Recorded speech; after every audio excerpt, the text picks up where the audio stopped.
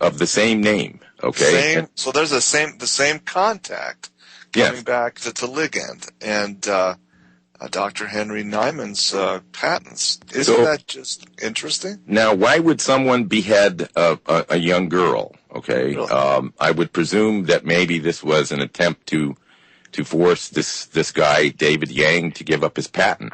I don't know that for certain, but I find it highly interesting that the one address I picked out of the 144 as this is the one I should look at led me right to that fact.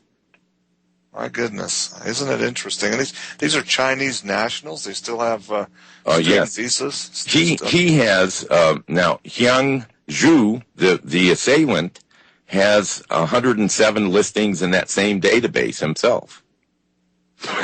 This is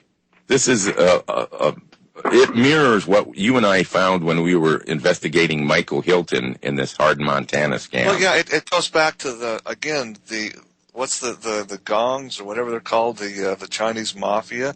A lot of times they have these aliases, these names already established, and then so when the students come over as under the nationals, they just assume that given identity, and that sounds to me kind of like what's happening. It's impossible for a student to have that many addresses and been in that many different places if they're just a student. Yes. Now, researching that story of the decapitation a bit, I found it interesting. There was a legal blog where an attorney was describing the details of a stabbing that occurred there, and he named the victim and he named the assailant and described that the police found a knife near the scene of the stabbing, and they're retaining that as evidence. Wait a minute, this girl's head was cut off. What do you mean stabbing? It must have been a big knife.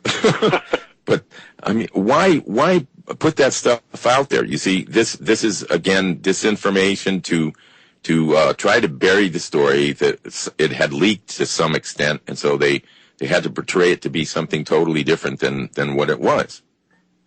We're talking about in the cafeteria. In the cafeteria, in front of witnesses who did absolutely nothing to even stop it. Even they didn't even try to head it off. Sorry.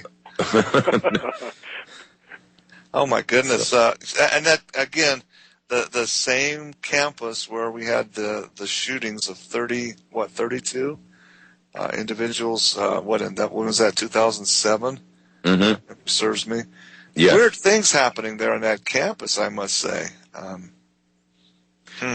Well, that shooting happened in April of 2007, right when my expose on the Bush Klan and the identification of the sheriff name came out in April of 2007. It was as though that event was staged to be a diversion from the publicity that was coming out. The sheriff's.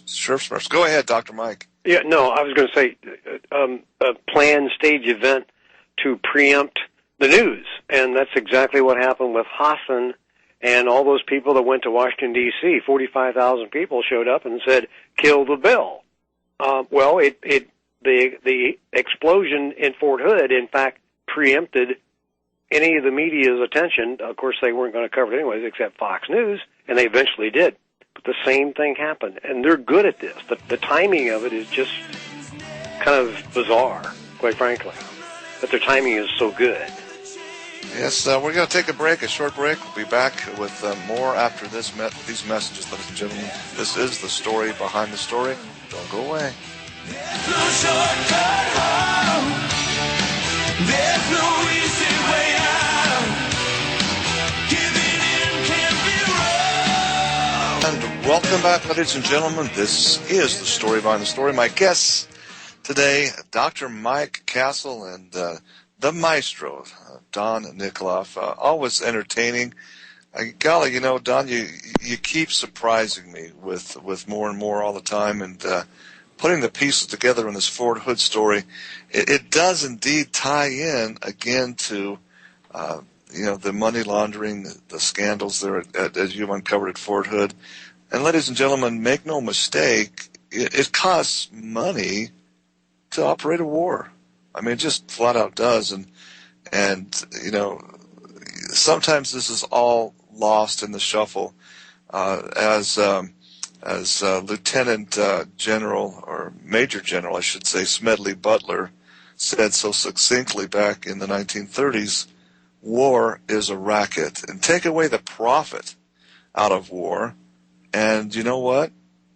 War becomes a little bit harder to wage. Take the profit out of it, and see if peace breaks out. You know, that's what we're talking about here. Fort Hood just happened to be the area where much of the needed funds to wage this war were being held, and now have mysteriously kind of evaporated. We got just a few minutes before the second hour. Dr. Mike, you know, what do you make of that connection? Well, first of all, I'm virtually amazed by Don's capability and his research. I have to call them instincts, because it leads to places that no one would probably tend to go, except Don's been at this. I can assure you. I've seen where he's been at this for a long time, and he thinks about the way that, like any good investigator should be. They think somewhat like, I'm not calling you a criminal, Don, but you kind of think like a criminal mind, and see, that's where this stuff always turns up. But what I think about that is that the media, in fact, is not going to put this out there. I think the B.O. is down there right now at the memorial, or at least his speech is over with.